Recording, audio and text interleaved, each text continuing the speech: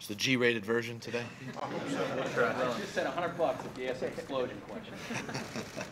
So you here have an unusually large number of players. You've been in the league for 25 years. You got a lot of players this year on your team with like minimal job security or coming up on a contract. Do you think that contributed to the massive buy-in that you've gotten from all parts of your roster? This team seems to be very, very committed to winning first, and teams that win, their players are usually rewarded. Yeah, that's it's always a fine line there when you do have as many players, playing on like 1-year deals and of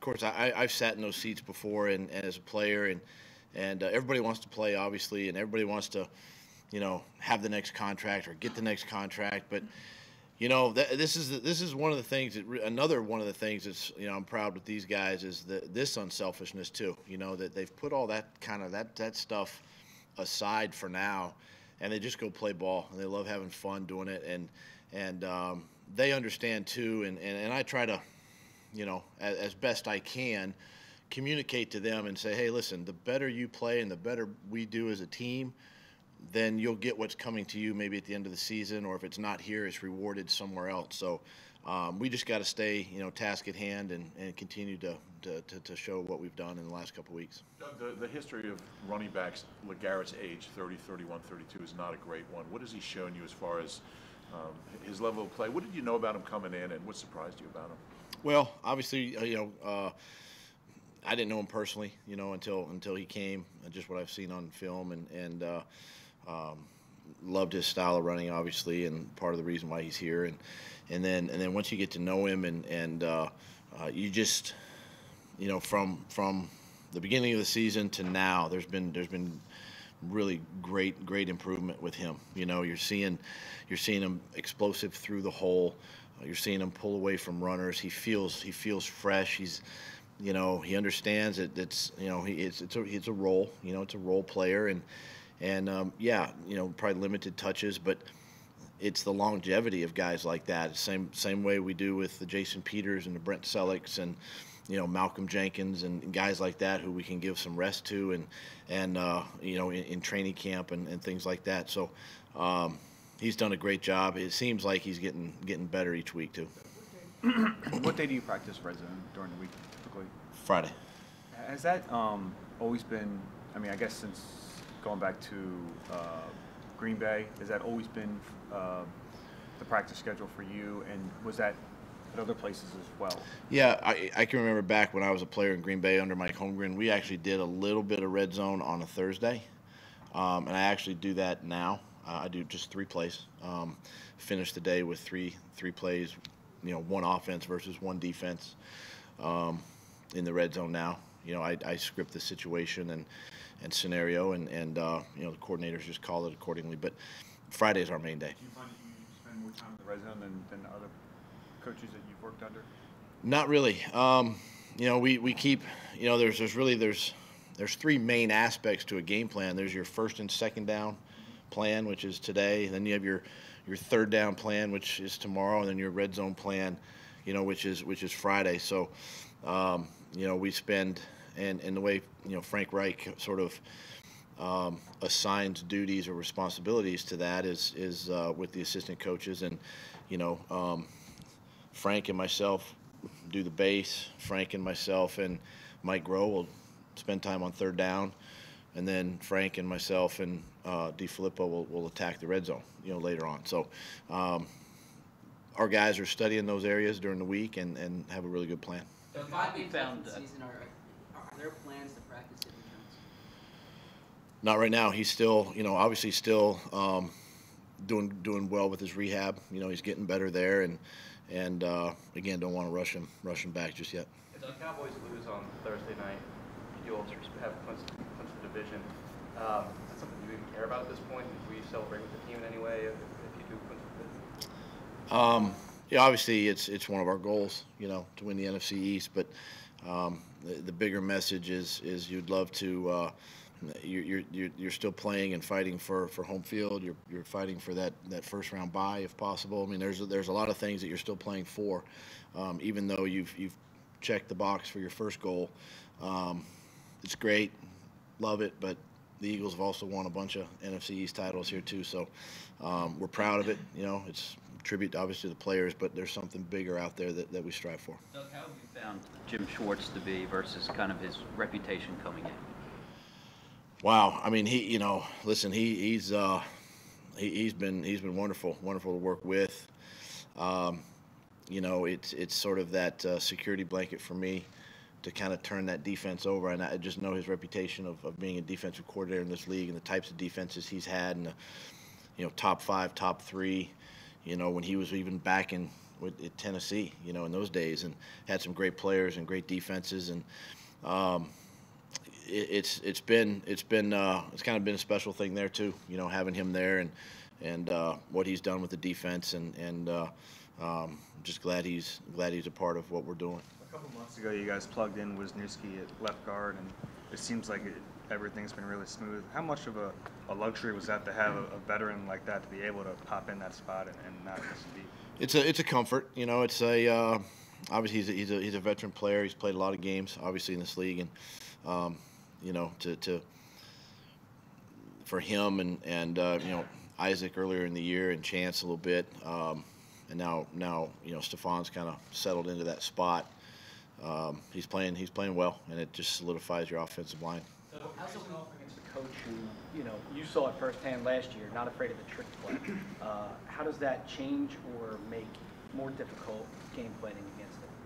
Well, it's just your awareness, going into it. You understand that he can pull that at any time, and on a special teams play, and even offensively and defensively, and really offensively too. You'll see a trick play. They hit one against us last year, obviously, and so we've got to be ready. Our antenna has to be up, and just going in, knowing and showing our players these plays and having them prepared, and they have to buy into the plan, and obviously ownership in their job, this week. Doug, one more on LeGarrette. We've talked a lot about the unselfishness in the running back room. How much of that do you think LeGarrette sets the tone for that, being the one kind of veteran guy in that group? Yeah, I think it's everything. Obviously, Deuce kind of rallies the guys and kind of sets the tone, but LeGarrette's the guy that starts the game for us, and he does set the tone, and it's the way he's been practicing these last few weeks, and and then it funnels down to Jay, and it's a new role for Jay too. He's not the guy, so to speak, but he's fit in well, and then Corey and Kenyon and Wendell. So all the guys have really bought into that and contribute tremendously to the plan and to the win on Sunday. You guys are in the first year of having a lot of success and everything. Is there something you can kind of learn from the Seahawks as far as how they've been able to maintain it over the past 6-7 years, something like that? Yeah, and obviously, I think it starts at the top. I mean, you see what they've done, how they've built their roster, obviously, and it's something that every team strives to do, and that's why Howie and Joe Douglas and the guys are constantly looking, and we're trying to add talent and acquire talent through, whether it be free agency or the draft, and one of the things that they've had success in is through free agency, and guys that are undrafted, and not saying that's the right fit for everybody, but at the same time they've been able to make that work, and I think too the coaching staff, there's not a ton of turnover there. You might get a coordinator that leaves here and there, but Darryl Bevel on offense, who actually was one of my coaches in Green Bay, has been there now for several years. So that continuity, and then of course they went out and drafted a quarterback, and then acquired the talent around him. So, and then you're seeing the same thing over time. You're seeing the same thing with the defense and some of the things in the players they've drafted and brought in, and just keep teaching and keep coaching and keeping those guys together has really made that team, that organization. There's no surprise the success that they've had. On that note, A couple of your veteran players, Malcolm and LeGarrette, said, it's not going to cut it to fumble 4 times, have 11 penalties against some of these better teams, and that's going to be a point of emphasis this week. What's the message from you and the coaching staff on that issue? That's exactly right. I wanted to make sure that they understood not only the positive that came out of this past game and these past few weeks, but at the same time, as we go down the stretch and we get into these playoff-type atmosphere football games, particularly this week, that on the road that we have to take care of the football. You can't fumble it 4 times and give it up 3, and penalties.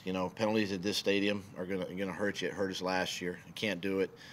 So it's definitely an awareness. I don't want to beat them over the head with it, but at the same time, I have to address it and make sure that they're aware of what they're getting into, and it's unacceptable to play that way. The Seahawks have lost a couple of home games recently. What do you warn them about not getting caught up in the fact that the Seahawks are vulnerable there and that there is a long-term mystique about playing in that stadium? Yeah, it's still a good defense. When I say defense, they've lost some key players over there, and still an aggressive front. Linebackers, I think, are. This is again, I thought Carolina's backers were extremely good. These guys are extremely good, and it's a great set of challenges for our offense. And then, everything runs through their quarterback, and he makes it go, and they feed off of that. His energy and how well he plays and some of the plays that he makes, they feed off of that. And this is obviously you got the crowd noise, and it's a great atmosphere. And again, it's going to be a playoff type atmosphere. So our guys have to have a good week of practice and prepare.